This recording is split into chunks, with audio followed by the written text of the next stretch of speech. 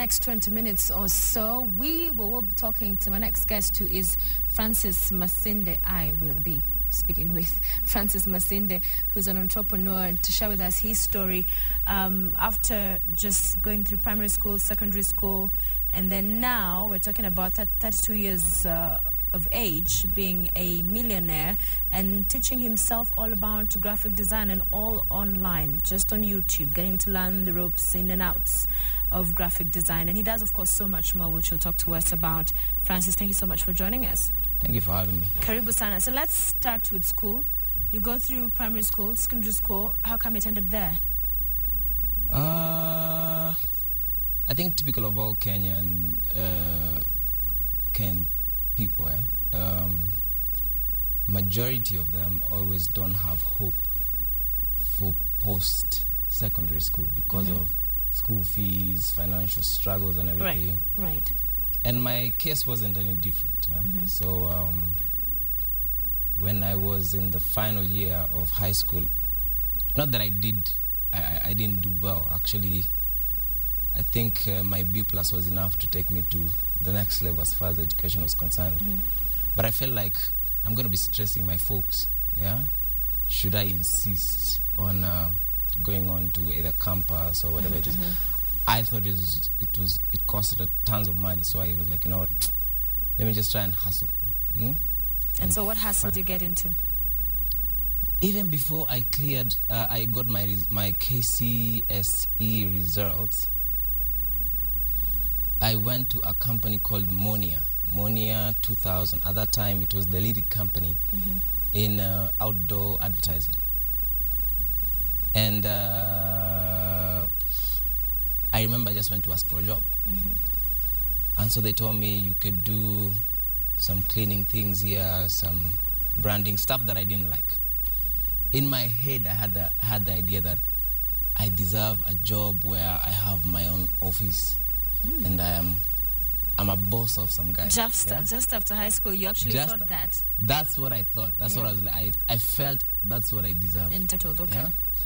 But I was still humble because I knew I don't have any qualifications. So much as that is in my head, I'm not going to say it. So I'll just say, hey, I'll do whatever it is. I'd prefer to do this, but whatever you have, I'll do. So when I went there, the graphics manager asked me, so that's the first time I was seeing the Apple computers, Macintosh computers. So I had never seen such things. I didn't even know there were computers. So there was some form of robots at some other point. So he asked me, so what background do you have on Macintosh operating system and Apple computers? I told the guy, all I know is how to check my email. So the guy was just tired and walked out. He didn't tell me to go. He didn't tell me to leave. And so since I wasn't kicked out, I said I will stay and learn. So I learned my craft out of being an inquisitive person, which is one of my character. I sat down with the graphic designers there. I started asking them silly questions, any question, how do you do that? What is that? What are you doing? Can I learn? Show me how to do this. And they kind of, for a typical guy, when you find someone who you take as an apprentice, it boosts your self-esteem. So these graphic designers felt, let's teach this boy one or two things about graphics. So I sat there. I don't even remember how I got the finances to keep going there every day, but I was there every day. That's all you were doing? That's all I was sitting. I just went there and sat. Okay, so how did that transition into business? Temani, take us through that. Into business. I learned very fast. 4 years down the line, I was the head of graphics in that company. So at what point did you get a job with them? After about 8 months, I think one of the bosses was a bit sympathetic. He said, okay, let's put this guy on attachment. Okay. Let's give him some bus fare. So I started there. So it wasn't really, I don't think at any point I was employed because I didn't really get an official appointment letter. Okay. But so you interned for 4 years? I think so, because and was actually the head of graphics as an intern, because I never really got the documentation to tell me that actually you're employed. But did the money get more? Yeah. But they used to pay me. Yeah, they increased my salary a bit. I think I got the highest I got was about 20 Gs. But at that time, nobody at my age was getting that kind of money, so I thought I was on top of the world. How old were you then? I was 22. Okay. Yeah. So I quit. Why? I don't know. I think I was an adventurous person. After being fired 4 times, obviously. There. Why were you fired 4 times? I was fired 4 times. I don't think I'm a very good employee, because at that time, I don't know if it happens now, the boss is supposed to always be right. Okay, so when you disagree, divergent views. Yeah. So it was bad. I don't necessarily believe in that. Yeah. So if a boss is wrong, he's wrong. Yeah. If I'm right, I believe I'm right. So it always used to be construed as arrogance or rudeness, and there would always be an exchange of letters. You know, typical office politics.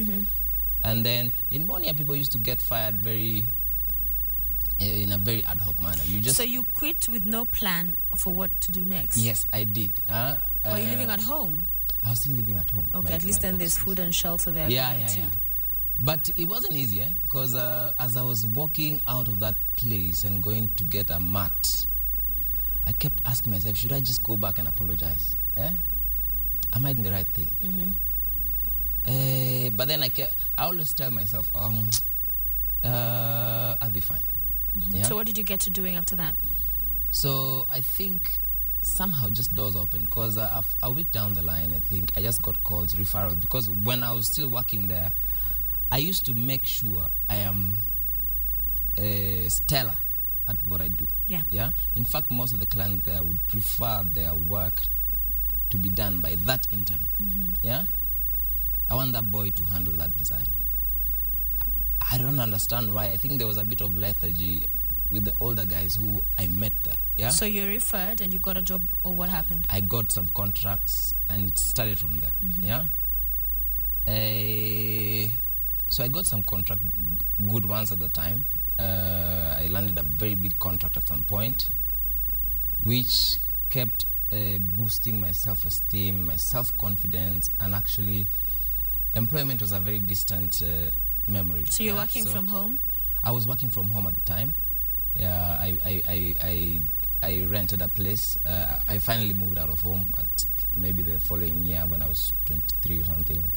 Got a place with an SQ, converted it into an office. But I wasn't too sure about employing anybody at that time, because I wasn't too sure of myself at that time. So all this time is graphic design? It was just graphic design at the time, yeah? And sharpening my skills online, always making sure I keep myself updated, because I always felt disadvantaged because of the fact that I hadn't gone to campus, college, all these things. So I'm competing. And how is it you got the confidence of these people who gave you these contracts given that you did not have that educational background? It's because of the work they'd seen me do. Okay. Yeah? So there you are with this house and an office, as an SQ as an office, and you're continuing with work. Then what?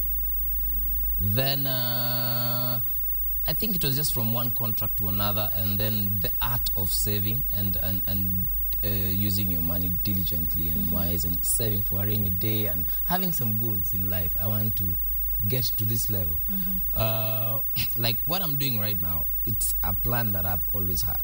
Yeah. What are you doing right now? Right now, I run a production company.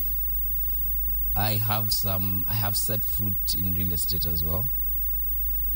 So at what point did you then start branching out? Because you've jumped us from you're working, you're your own person doing some contracts. How did you transition into opening up to do other things? All right. Let me try and phrase briefly, it this way. Yes, yeah? Yes. My passion has always been the arts. But at the time when I started working, the arts were viewed as a profession, or something that those who don't have anything important to do venture in. Yeah? So I didn't think it was wise for me to venture into the arts at that time, because it had very bad PR at the time. But that has always been my passion. Yeah. So even as I was working from contract to contract, saving up my money, investing it somewhere, I learned about asset management and money market at an early age, where you put your money and you get your interest and everything. And I would always envision myself running a company that actually supports and actually is all about the arts, which is a very lucrative industry right now. Yeah. Obviously, together with the usual real estate and every other thing that common businessmen venture in. Yeah. So right now I run a production house. It's called Wax Media Limited. What we do media content, from the TV ads to the documentaries to radio ads to music production to music video production. Yeah, I myself I'm an artist as well. I have my own craft, my music. You sing? I do sing, actually. Yeah. Do you want to sing something? You can sing. We want to hear. Let's sing something. I'd love to refer you to the YouTube to go and watch one or two things. In fact, tonight I'm releasing a video of a song that I think people are going to term it controversial a little bit. What is it about? It's called Sioi, I'm Not Getting Married. Okay, do you not plan to get married? It's just a song. Okay, yeah? I'm just checking. It's just a song. Yeah. Yeah, I want to represent those guys who feel that way. Because a lot of music right now is about love, we fall in love, or I love that girl. Well, we'd like to hear a snippet of it, so we look forward to some of it. So sing for us a few liners from Sioi. No, it's actually, let me call it a rebel's anthem. I wouldn't want, I'm not in my singing regalia today, yeah? Because it's you don't need to be in regalia. Why are you shying away from singing? Entrepreneurial. I'd really love to, not to give away too much details. I love to actually drive all traffic to the release. Go listen to Sioi, tonight, yeah? So that we'll be releasing it on YouTube. I'll send you a link. And maybe you can send your viewers a link too and judge for yourself. If I sang, I would, so I won't, because you've not sung. But before we go to the Sioi, and I'm interested to hear more about that and why you think you need to perhaps address the whole issue. But you plan to get married? I think so. We'll talk that shortly. Let's go back to business. Now your company is worth what? Ooh. Not company is 3 months old right now. Yeah. It should be around your fortune, you are worth how much? As an individual? Yes.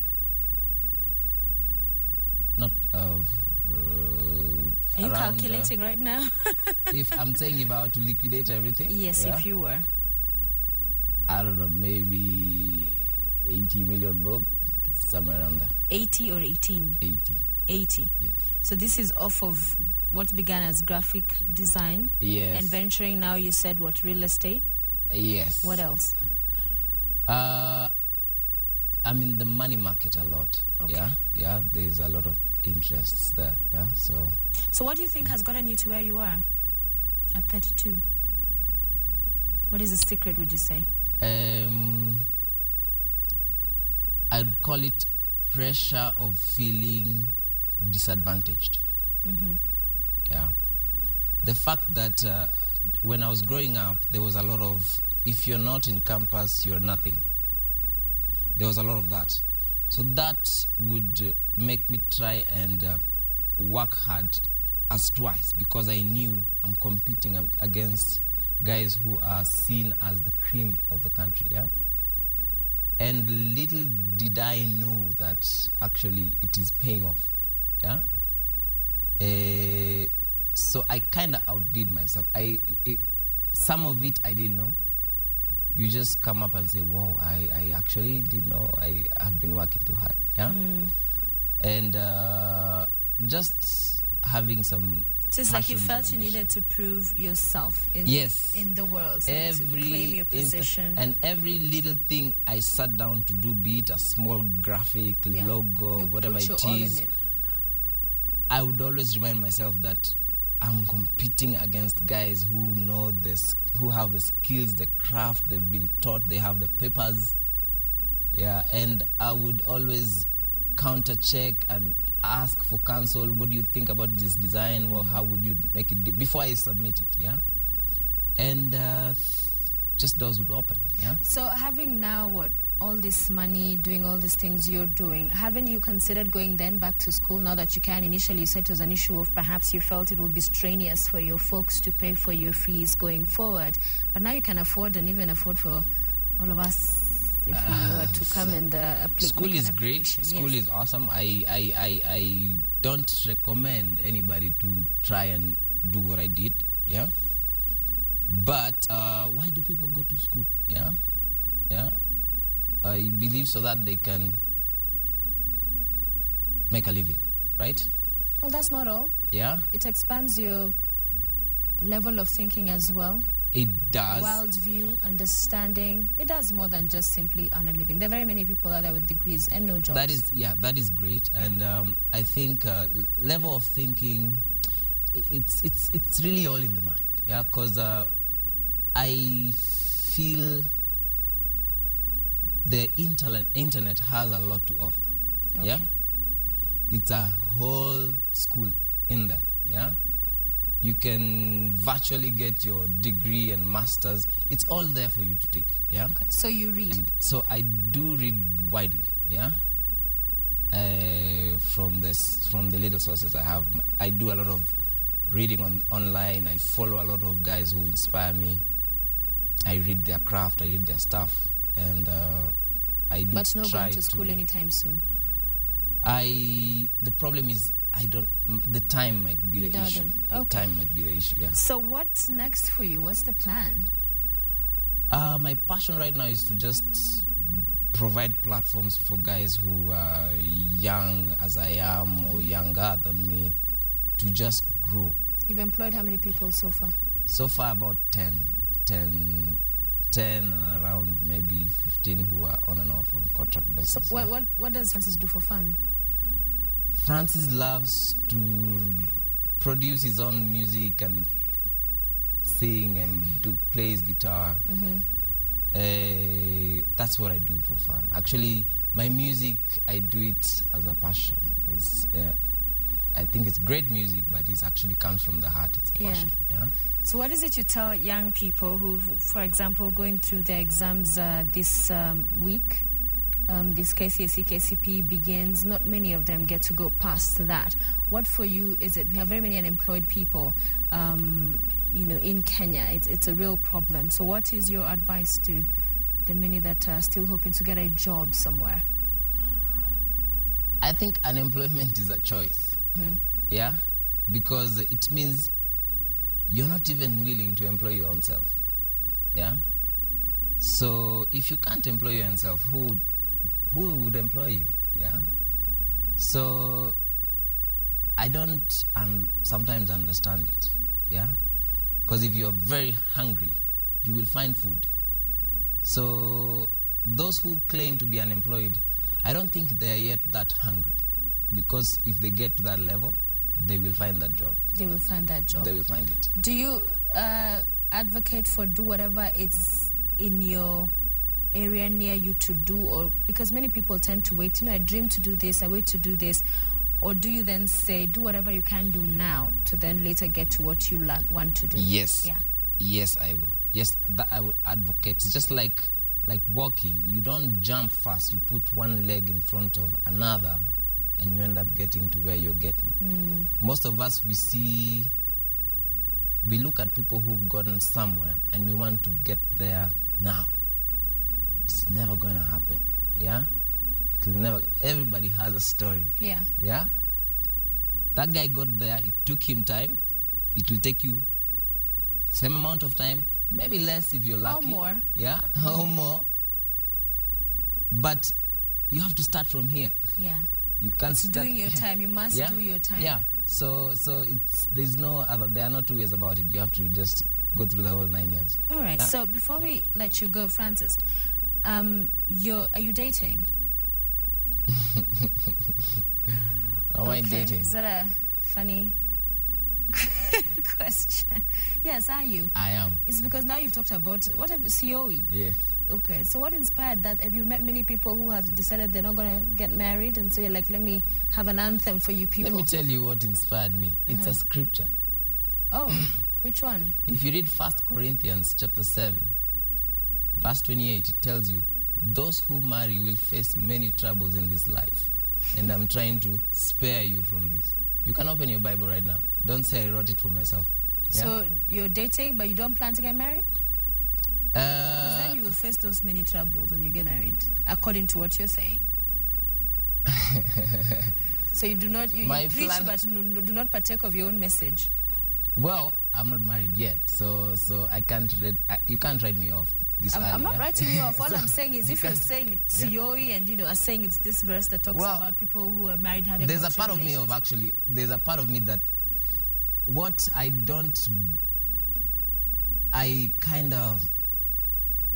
disagree with how our society pays more attention in weddings,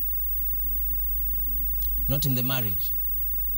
So in our society right now in Kenya, when you tell somebody of marriage, so what do you think? Wedding, yeah? What do you think the Bible references to when it talks about these tribulations that are in marriage?